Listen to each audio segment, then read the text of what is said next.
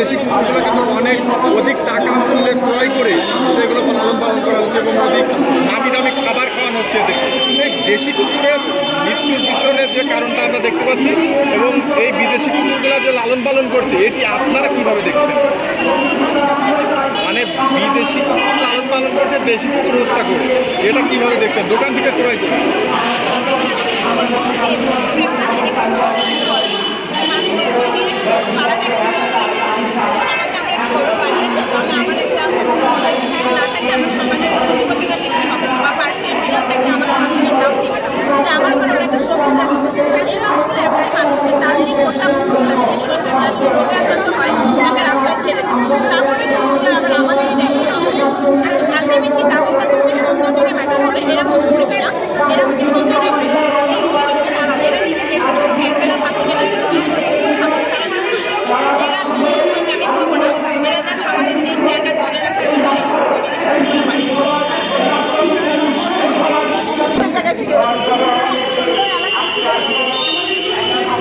এ থেকে কি মানে দৌড়ানো উচিত কিংবা দাঁড়ানো উচিত, কি উচিত আসলে?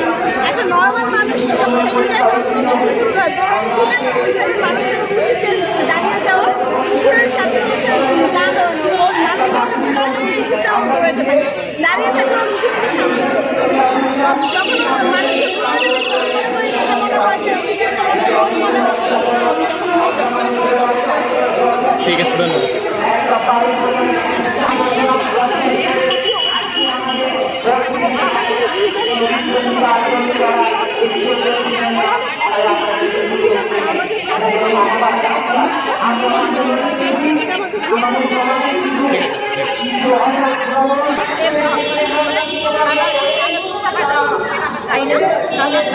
সরকার তাদের এই বিড়াল বা অন্যান্য প্রাণীদের করে